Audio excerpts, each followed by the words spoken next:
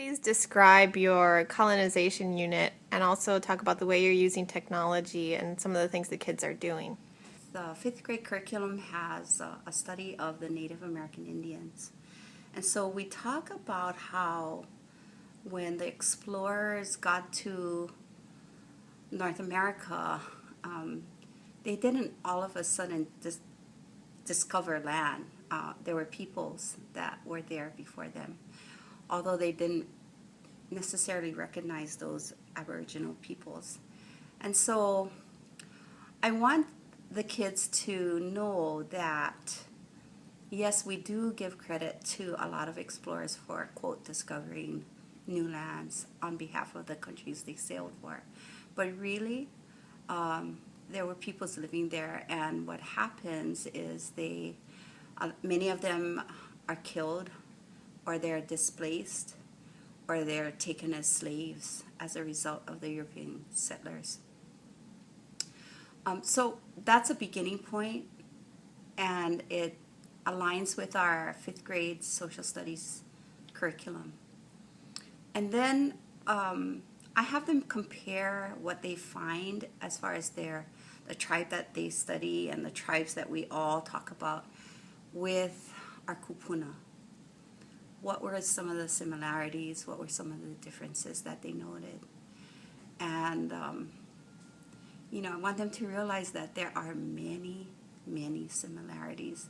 Of course, there will be differences as well, but many similarities. And then the third thing we do is I show them Avatar. So most people are pretty familiar with Avatar, and the kids have seen the movie before, but they're now watching the movie with a different lens. And so we talk about, well, what could be some reasons for all of this colonization to take place? And I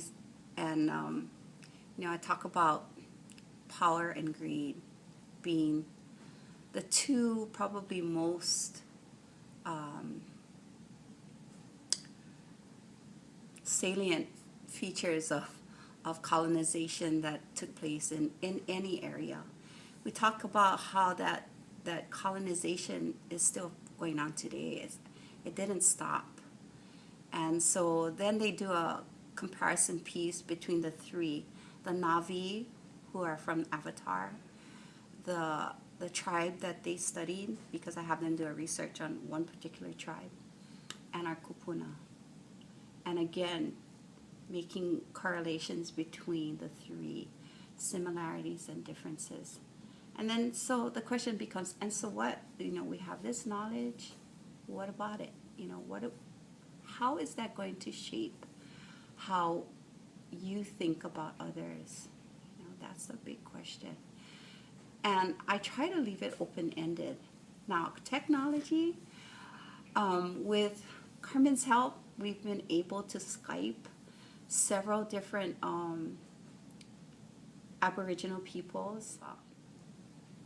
So we learned from listening to their stories that indeed there are a lot of similarities. And so focusing on what's happening now with them and with us, like looking at health issues that all of our peoples face, crime,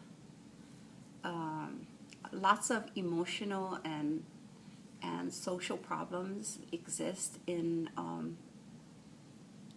the communities where Indigenous peoples live right now. So my hope is that at the end we can have, I'm still formulating this because it gets kind of bigger and wider as we go. So I'm thinking that I'd like to have a panel of sorts where the kids